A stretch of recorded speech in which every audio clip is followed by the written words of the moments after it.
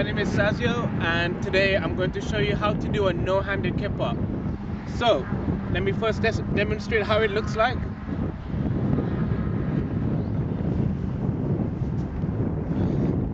Okay, from the side, now from the front.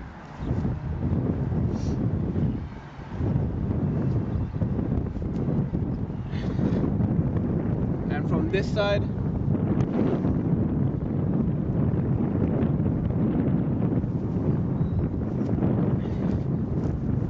So, if you look at it, for no-handed kip-up, you need to have quite a strong core.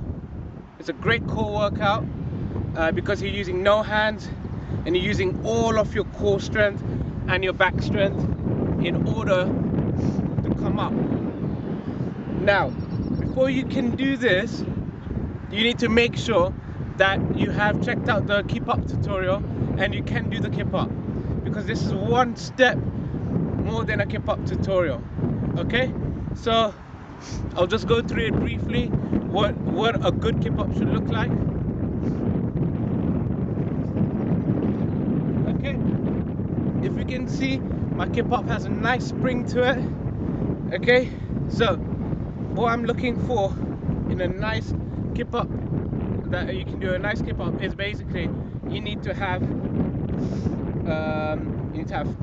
when you go down, you roll, try to get the momentum, make sure your hands are flat, and you synchronize.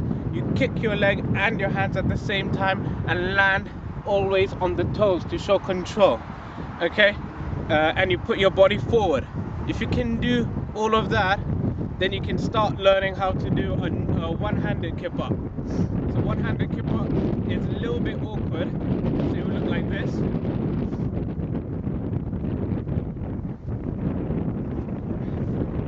Now, in order to do a one-handed kip-up, what you can do is make sure your hands are behind and that you can actually do exactly like a kip-up. But you need to spring more, because now you're doing it with one hand only.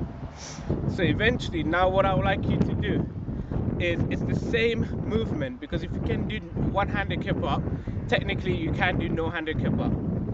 Now, for a no-handed kip-up, you need to make sure that when you're rolling and you gain the momentum, that you spring, the power that you're getting is from your head.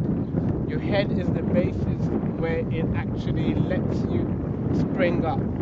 So if you can see, just practice doing this. Okay, try to make sure you're touching your head at the same time. Okay, also keep on drilling this exercise. Okay, once you can do that, keep on doing that. Make sure it's the same sort of spring that you do where you're going to use your head. Okay, have a look. When you're first doing it, it's quite scary. Don't worry, just give it a go. Okay, try to do it on the grass, like it's quite a safe place, over the mat.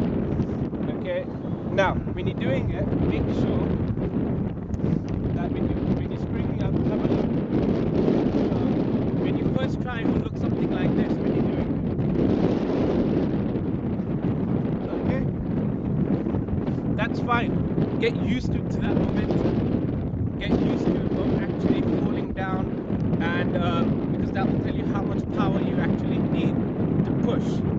Okay, so with this movement, with no-handed kip-up, you need to really push, and the whole aim is to try to make sure that your body comes forward and you land on your toes.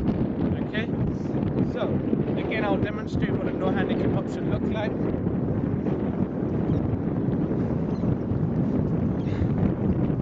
If you look, I really exaggerate, okay, and really try to, in my head, think that I'm actually going to land.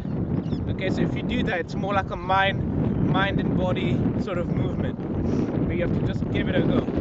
Eventually, you'll get used to it, and you'll know how it will be second nature for you.